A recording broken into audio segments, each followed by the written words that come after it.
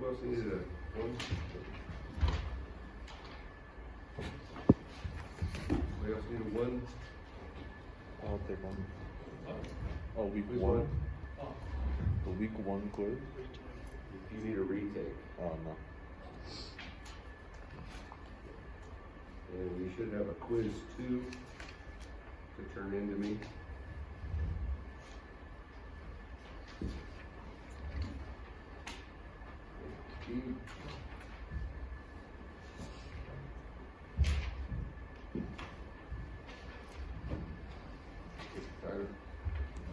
Okay. Trying to make those lecture videos available, so if you want to rewatch them, don't you find the snooze alarm for your alarm clock in the morning and you need to sleep in a little bit? I'm gonna try to get everyone who's on from now on. Cameron, let's see. Pan around the room just once so that I can see who's sitting where. Oh, like this? Yeah. Alright. Everybody pretty much sits in the same spot. I gotta be able to count who's where. Oh, that's good. Okay. The last time we were together, we were looking at the blank API form. And I was going down through this with you. And please, if you have any questions or you don't understand something or it doesn't make sense or you have a comment as well, it's always good to just jump in there, raise your hand, or throw something at me. And we'll proceed through this. So we were talking last time about dwelling procedures.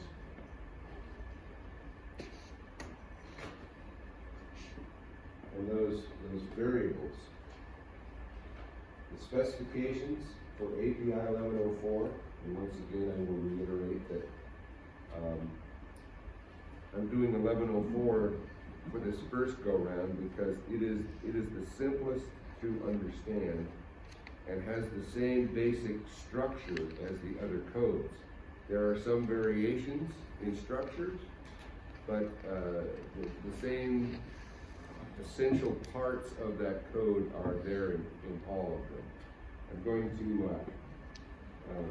show you this one so that you kind of get that idea first. So under clause 4, we call this clause 4 or section 4 or chapter 4. Most people refer to them as clauses. In this clause 4, the specifications are here for all of the materials, filler metal types, and equipment is actually listed there. I briefly mentioned equipment last time and said there is a minimum standard to the equipment.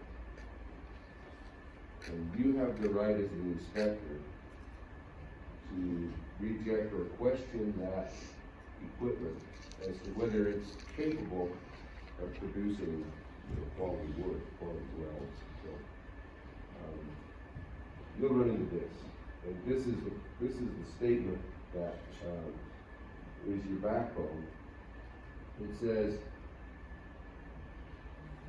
right here, once again, the word shall is here and here. Welding equipment, both gas and earth, shall be of a size and type suitable for the work and shall be maintained in condition that ensures acceptable welds, continuity of operation, safety personnel. Arc welding equipment shall be operated within the average and voltage ranges given in the qualified welding procedure specification. Gas welding equipment shall be operated with the flame characteristics and tip size given in qualified welding procedure specification. Equipment that does not meet these requirements shall be repaired or replaced. Did you notice the word shall? That gives you the authority to say this does not meet standards. This does not meet clause 4 of the code. And you will run into that.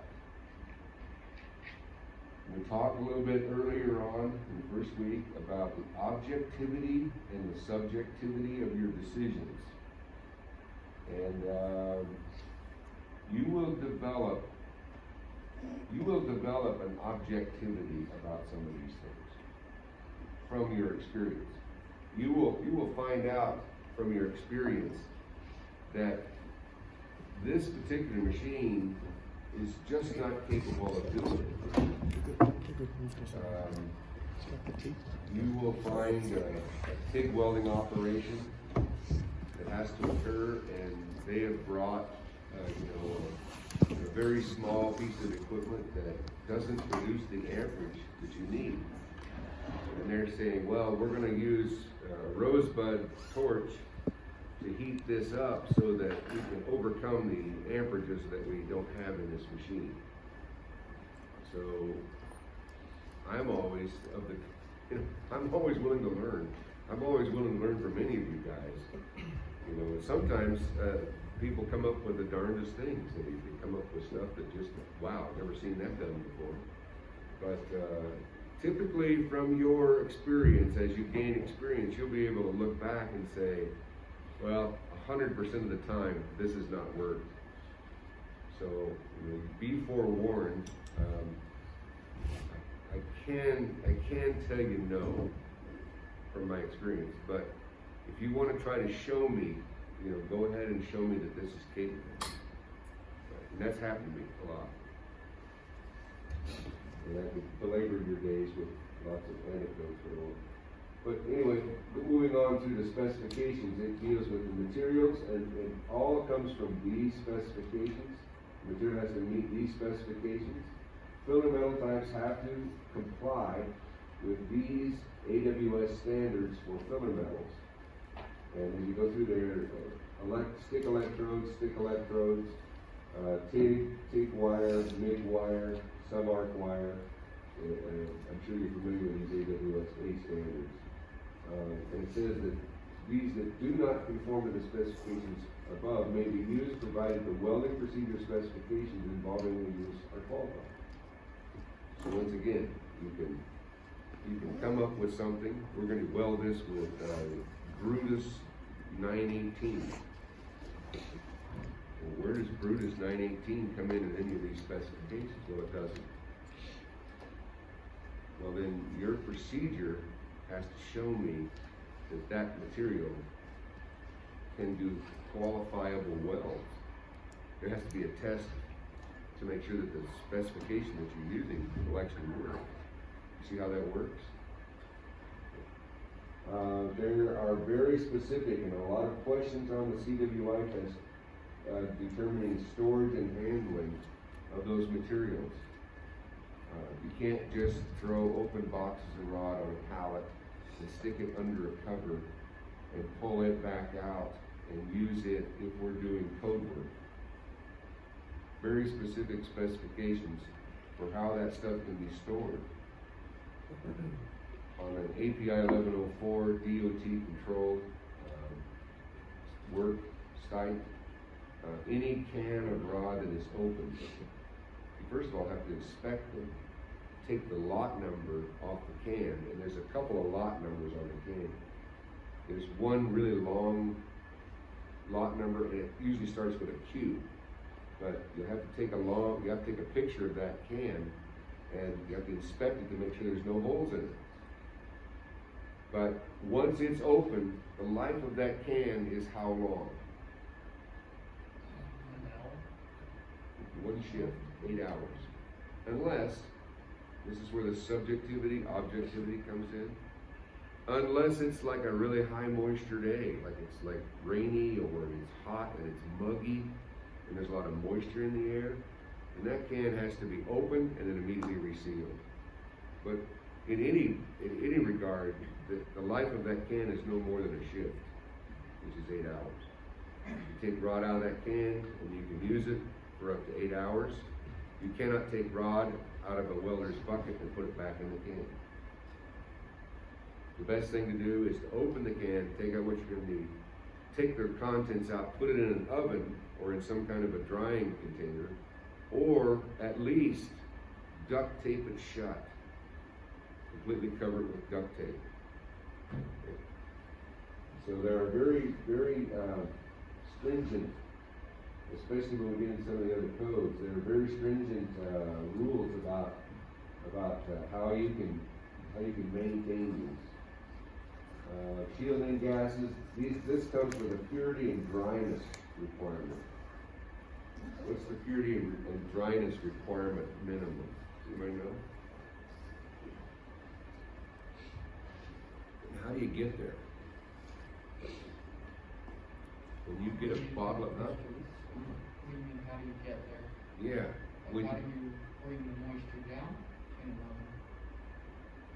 for shielding gas?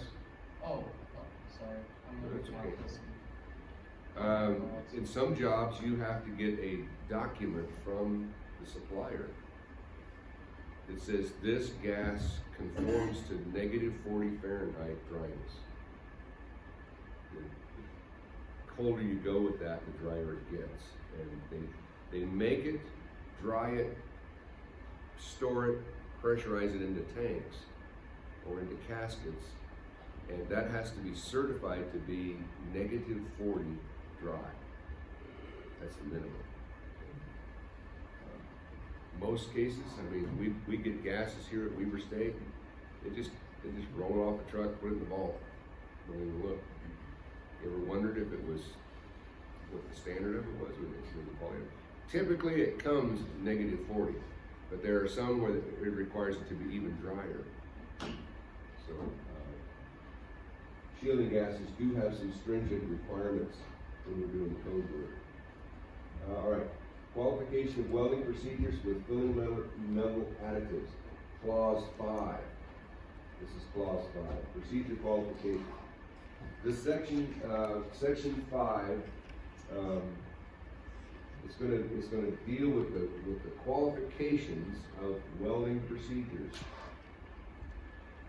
Clause 5 in API 1104 deals with the qualifications of welding procedures using manual welding and semi-automatic welding using filler metals.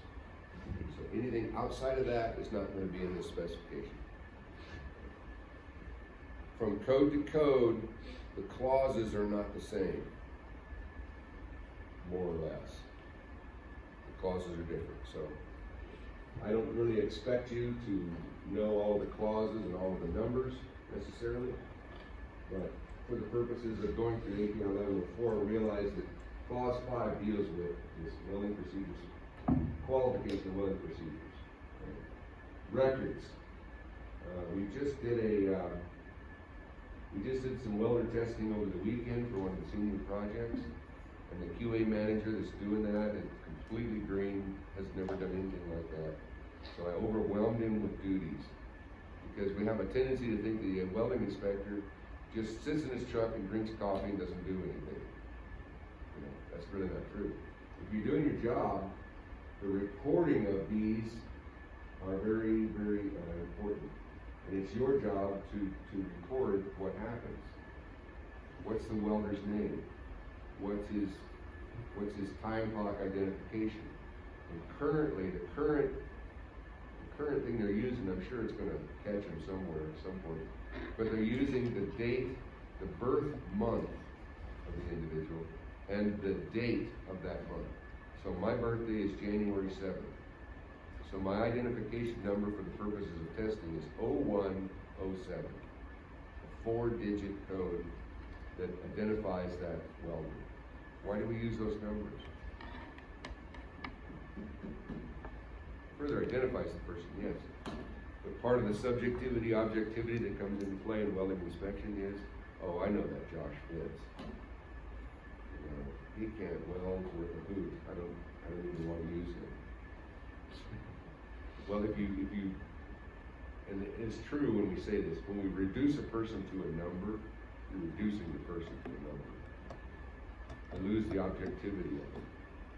You know, this welder is now 1113 instead of Josh Fitz. So that's a lot of reasons why we do that. Okay, and we're looking at figure 1 and figure 2. These are the forms that you're going to report on. And it says the record shall be maintained as long as the procedure is in use. Can you have a procedure that's 20 years old? Absolutely. Yeah. Absolutely. Some of the procedures for D11, for 7018, for 836 are nearly 100 years old at this point. So you can't have it older. What causes a procedure to be no longer valid? It's when it's trumped by something else. Trumped by something else? Non-usable. What? Not Non-use. non-usable or non-use? Yeah, it No. can be used for a while. No, not necessarily. As long as the parameters of that procedure stay the same, the only thing that can really change it is something comes along, instead of using 7018, just regular roll out of the can, 7018, maybe we want to use something that has 16%, guaranteed 16% dryness in the coating. Are you changing an essential variable? Yes. So you change an essential variable, procedure has to be redone, rewritten, and redone. Yes. So would that be the case with 7024? Could be. I know they used to use it for structural, but turns out it kind of sucked. Yeah. If you get used to it, jet works really well, especially on like the floors of tanks. Yeah. We used a lot of Yeah, that. but I think they had it being used for fillets and they changed it, they normally fill up flat through Yeah. with it. Yeah, it's pretty limited, but, yeah, if you move from a 7024 to something that is non-rutile coated, non-titanium dioxide based coating, gotta change it. But you could have a 57-year-old procedure for welding with 7024. But those rods and the materials do phase out over time. Yeah. Okay, so, notice that it says shall, the record shall be maintained. And that's a lot of the duty of an inspector, is maintaining those documents. You are typically the keeper of the documents. I have companies all the time that call me 5 years after we did something. They said, hey, we need that welding procedure qualification that we used for, Schmuckatelli steel over here. It's like, I don't keep your records. Who paid for the record? Well, we paid for it. Then you're the keeper of the record. I'm just the qualifier of it. I probably have it on my laptop somewhere. If you give me a couple of days, I probably can find it somewhere. But you're supposed to have that record there. Your QA manager is supposed to take care of it. Your local welding inspector is supposed to take care of it. As an independent welding inspector, I don't keep those things. Yeah, but you wrote the procedure. Yeah, but who paid for the procedure? That's the rule of law in court. Who paid for it? Whoever pays for it is the owner of it. All right, welding procedure specification, we're getting to it straightforward, and I think we've actually touched on this a little bit. Line number 1 in the welding procedure. I talked about the number. You can number that however you want to. It says for blank. So if Colton has a company, it's Colton's Amazing Welding Fabrication Company, that's what you'd put there. If it's for XYZ Steel, that's what you put there. Who's it for? And once again, who's gonna pay for it? Yes. Can I get one of those packets? Oh, I'm sorry. Absolutely. Do you know what to pass it back? Anybody else need Thank one? you. Okay. So the first line there is for, is who are we doing it for? It could be just for Colton Code. It could be just for you, but it's usually a company. Excuse me. I got that wrong. Oh, that's right. Welding of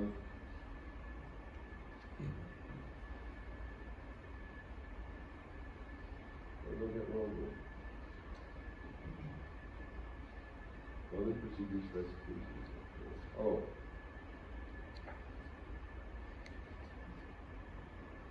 Yeah, sorry, strike all that. That line is actually whether you're doing manual or whether you're doing semi-automatic.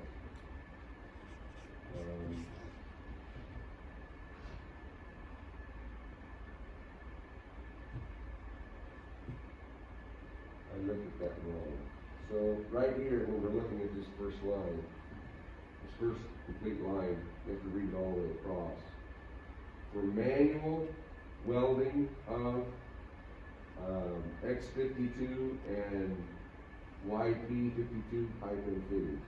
So in this line right here, you're gonna put whether it's manual or semi-automatic or automatic. And then for the welding of what types of pipe and fittings. And we'll look at that as we scroll down to here. Everything that is done in API is classified according to this 5L pipe specification. Okay? It can be other materials that conform to other product specifications, and they may be grouped provided that the qualification test is made on the material with the highest minimum yield strength, SMICE and degree. And very, very rarely that you will see A106B and A106A used in API work. So here on our procedure specification, it's for the manual or automatic welding or semi-automatic welding of what grade, what type of pipe and fitting. And then the process is going to be one of a few processes. It could be stick, it could be TIG, it could be MIG, it could be sub-arc. You can actually use another process. For the longest time, long before any of you guys were born, we did almost everything. If you go backwards, Dominion used to be Questar. Before they were Questar, they were Mountain Fuel. And Mountain Fuel, anything that was less than 3 inches was oxy-fuel welded. So if you've ever done any oxy-fuel welding, everything that we did less than 3 inches was done with oxy-fuel. So you got pretty good at running RN45 and oxy-fuel. What's the big secret with oxy-fuel welding? Anybody know? What do you mean? Huh? Keeping the cone tight. Coating and tight? Keeping the cone of the flame. Oh, I see, yeah, Keep it okay. really So tight. you're on to the right track. What were you gonna say? Well, it's everything about it. It's kind of a lost art. It is a lost art. Yeah, but Depends on what you're looking for specifically. you know, a lot of us were really, really good at that. It's slow for sure, right? Yeah. And really, it doesn't take a lot of skill once you get it handled, once you get the process, once you learn how to do it. The biggest thing though is the balancing of those two gases. I mean, it has to be 5 and 5, or 4 and 4, or 3 and 3. That has to be the same thing. And I always like to run my oxygen just slightly less. Like if I'm running 4 for oxygen, I will run my fuel gas down to about, if I'm running a 4 on my fuel gas, I'll run my oxygen slightly less. Because the problem with that process is tramp oxygen. Tramp oxygen will always cause you to have poorer welds. So I always starve my flame for oxygen, which gives you a slight little fluttering little blue flame beyond the blue flame. That tells you that you're starving for oxygen. But kind of a side key, but it could be for manual welding of A106B oxy-fuel OFC, OFW, and then the material is going to be specifying what material it is. That's usually an ASME specification, but API also has these grades, and they're all listed out. They're grouped in the material with the yield strength listed, and I think we talked about that last time, but for API, it's 42,000 and below. It's group 1. 42,000 to 65,000 is group 2. Over 65,000 is group 3.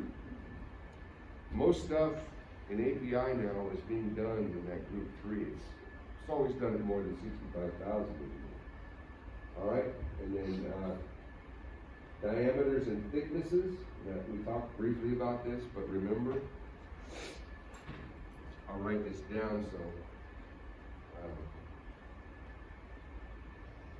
height to 12 inches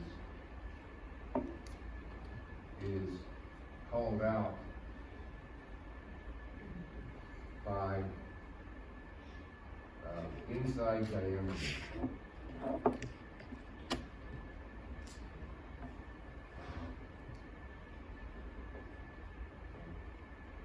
For height 12 inches and above, it's called out by OD, or outside diameter.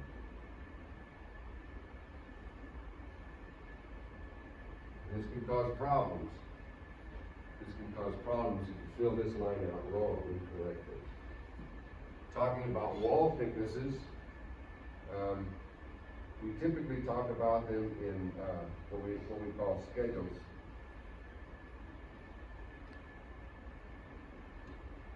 And by schedules, we're talking about pipe wall thickness. And they begin at something like Schedule 10, Schedule 20, Schedule 40, Schedule 80, Schedule 100, Schedule 120, Schedule 160, and I think there's a few more beyond that. But those schedules are dealing with the wall thickness. Okay. And sometimes instead of putting the schedule there, they'll just put the wall thickness. They'll just say pipe outside diameter is 10 5/8 inch by 375 inches. So that's the wall thickness. Okay. And sometimes they'll put a W there to differentiate so you know that that's a wall thickness. 10 5/8 by 375 wall is Schedule 40 pipe. There's charts that are available online that you can get. Will I have you memorize these schedules? No, of course not. Why do you need to waste brain power on something that there's a chart and you just go look it up? In time, you'll know. In time, you'll be able to look at something from across the parking lot and you'll be able to say, well, that's 30 inch and that's 750 wall or 686. You'll be able to tell the wall thickness just by looking at it from a distance. Because you'll get on a job where you're looking at the same pipe for 6 months. Every day you're looking at it, every day you're measuring it, and you just get to where you can see that that's 686, or that's 625, or it's 500 wall. You can just tell it from the distance, right? So that line right there, pipe outside diameter and thickness. Okay? And they put outside diameter because if you think about it, when you're doing the 2 inch and less, they give you that size. It's 2 3/8. And then the next category is 2 3/8 to 12.75.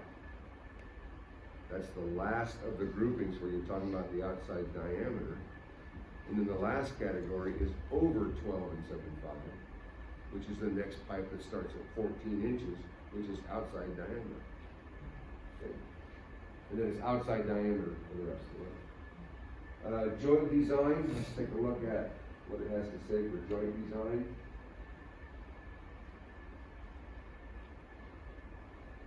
The specification shall include a sketch or sketches of the joint that shows the angle of bevel, the size of the face root, and the root opening, or the space between abutting members. The shape and size of fillet wells will be shown. If backing is used, the type shall be designated.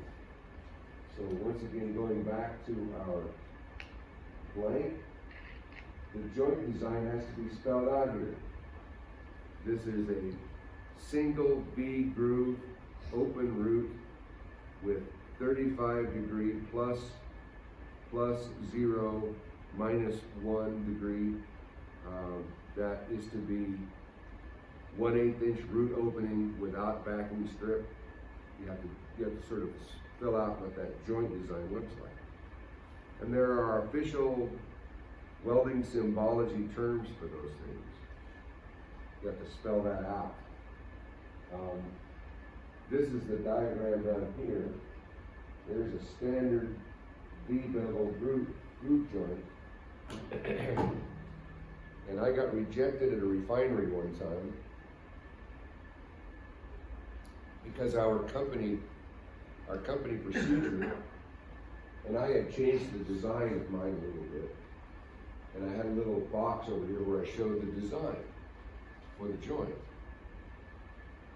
And I was told by the local welding inspector, who was junior to me at this refinery, to take that joint diagram off of the welding procedure. I said, "You're required to have a joint detail." He says, "Yes, I know, but if you put that joint detail on this welding specification, then all of your welders have to make their joint detail look just like that." Yeah. He says, "Well, you know as well as I do that when they get out there in the refinery and they're making tie-ins, sometimes we can't make that joint design. We can get very close to it, but we can't make it." Yeah. That's a generic diagram of what the groove is supposed to be. But he says, but if you put that on your welding procedure specification, then they have to make everything look just like that. I'm like, yes, they are. He says, but we can't do that all the time. So he's taking a little bit of his objectivity. I got backwards to subjectivity. He's taking a little bit of his personal opinion and injecting it into that procedure. So what do you think I did? I took the picture off, just to make him happy, because he can overrule me, because he's the company that has the engineer of record. My company is going in there to do the welding. And rather than, try to stand up and be like a bigger bear and show my claws and everything, I have more seniority than he does, but my company is working for his company. He has the engineer of record. He has to please that engineer of record. So for his particular purposes in that particular place, we had to alter our welding procedure specification so we didn't have a joint detail. Is that altered? Does that make that welding procedure invalid? No, because he overruled it. I just said, send me an email stating that you want that joint detail taken off my welding procedure. Went in the file, so in case anything came back on me, it's like, well, he told me to take this off so that we could modify that joint detail when we needed to. It can get that crazy sometimes. Okay, filler metal and number of beads. You would be amazed at how this part right here, this line right here, filler metal and number of beads, how that varies. Here is a typical diagram of what this welding procedure is supposed to be done. They've got 5 beads drawn in their specification. Is that the way it's always done? No, it's typical, generic, could be different, but for this particular welding procedure specification, you might only make 3 passes, and you might make 7 passes. But this is a typical diagram, and so what people do is they'll come down here. What's the most important pass on there, Steve? I'd say root. Huh? I'd say root. Number 1, right? Okay, so you're gonna have to have bead number 1 here, and you might call it the root or the bead. And what you put down here for electrode size and type, voltage, amperage, and speed in inches per minute is gonna be really, really critical. What people do that bites them in the butt all the time is they'll put down here 332, 70, 10, 332, 60, 10, 27 volts, 105 amps, and 7 inches per minute. What did that do to you? Locked you down. It locked you into that very specific thing. But on the other end of that, what at Peterson, what our weld engineer does, he's a dumbass. It's not war, is it? No, Tyler Allen.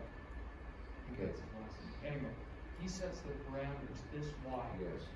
and he doesn't give you anything to help.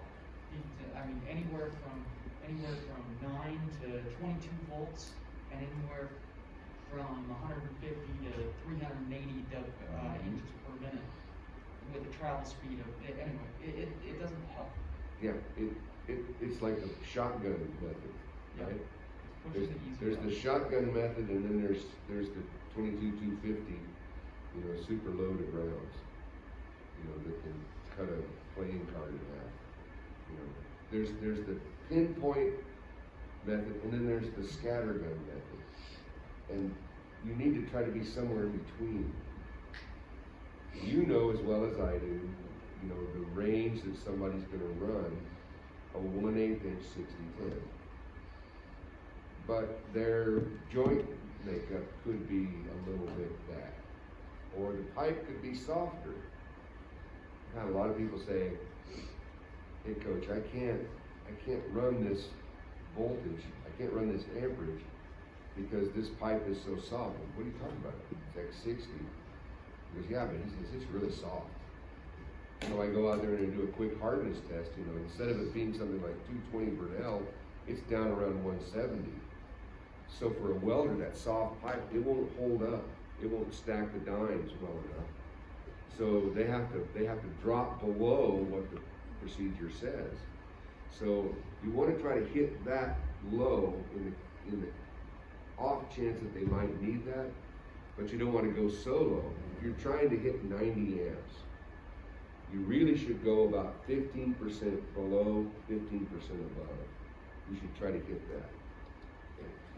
If you want to, what you could do is you could put bead 1 here, and then you could put bead 1A for softer pipes.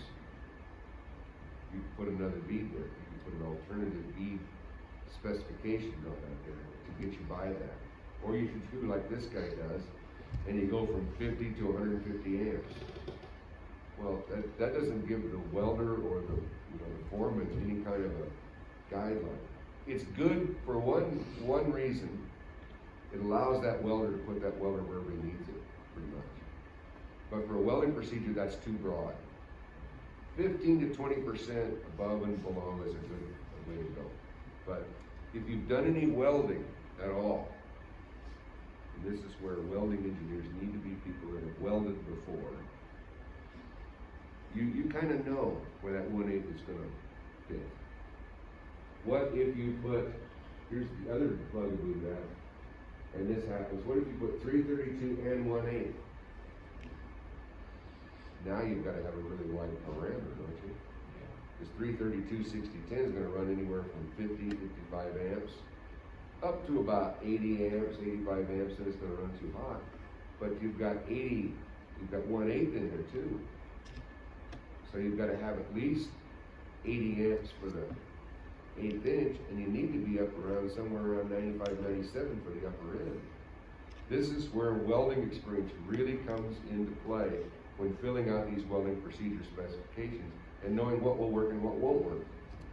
Because most of the time people that fill these out have never run a bead in their life. And that's the problem.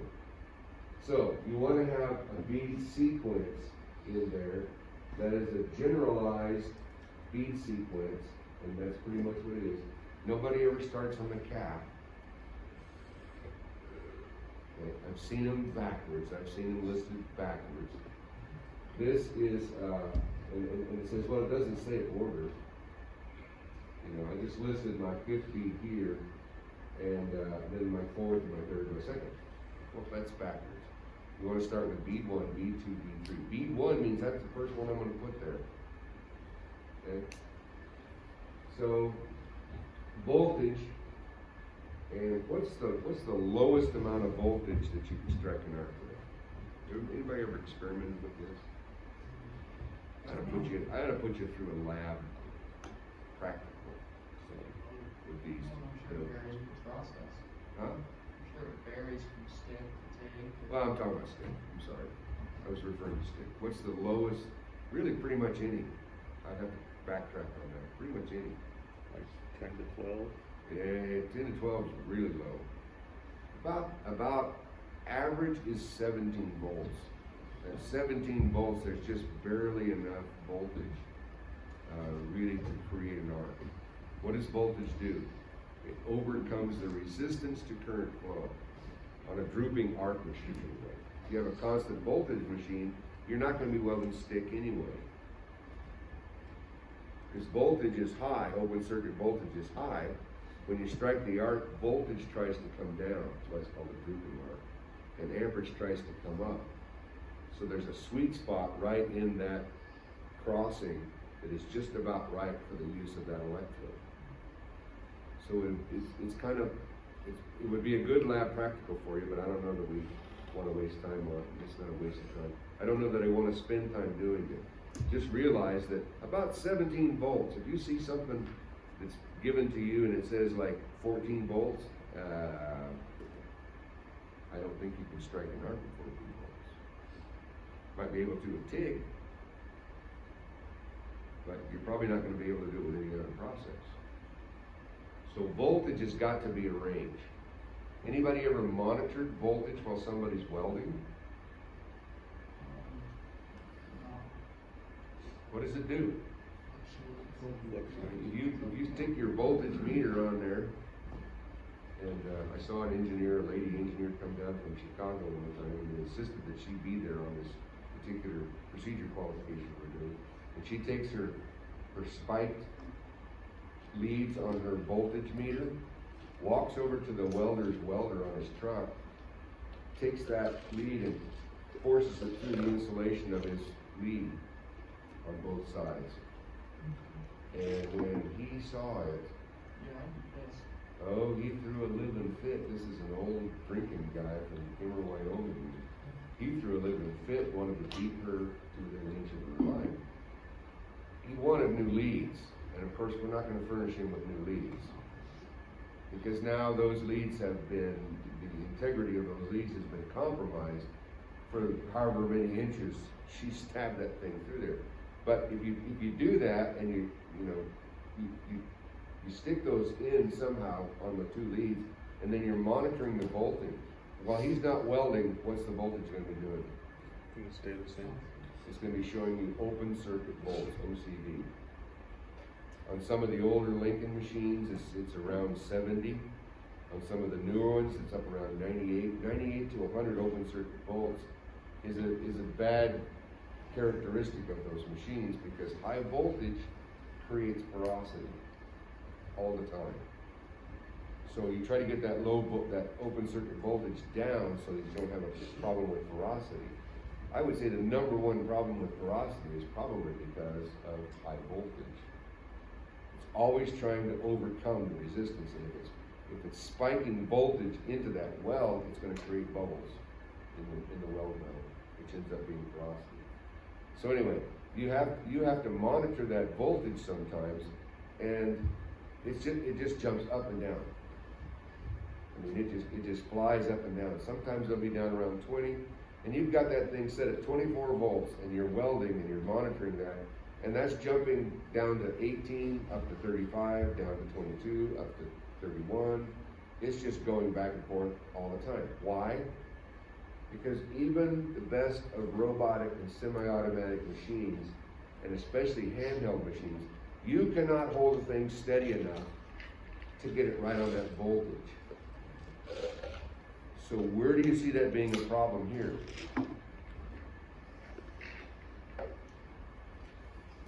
You get a welding procedure from somebody, from some engineer, especially from some junior engineer that's never welded in his life, and it says 22.7 volts. And he comes out to check you, and he says, have you got this thing set to 22.7 volts? What would you tell him? Sure, buddy. Sure. Well, you're gonna have to say, watch this.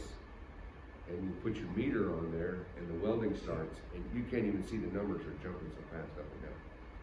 That's why you have to put a range in there. And every once in a while you can hit that button on your voltage meter and it'll freeze it and it'll tell you what the voltage was right there. As long as you're hitting that and it's within that range, you're within range. But if you put 22.7 and some engineer comes out there who's in charge of you and you can't maintain that at 22.7 and he doesn't know his butt from welding voltage, he's gonna say you're out of spec and your welding is out of spec and all these welds have to be done. Yeah, So then what's like an acceptable range, like a 22 to, or like 21 to 24 or something very like good that? question, yes. If you're shooting for, in theory, if you're shooting for 22.7, you probably want to go, probably is not a word I should use. You should go 10% below, 10% above. Okay. You could go crazy and go 20% below and 20% above, and you'd probably be closer to the reality of what's going to happen. However, you want to keep that range hovering around that sweet spot for voltage. Or like plus or minus like 10 Yeah. to 20% Yeah. on either Yeah. side. 10% is, I mean, if you have 22 volts, 10% down is going to be 2.2. So you're going to be down around 17.8. Did I do my math right? We'll be done on like 20. Around 20? Oh, 20. 2.2, yes.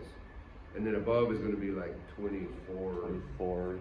25. 24 and a half. That's a pretty accurate range.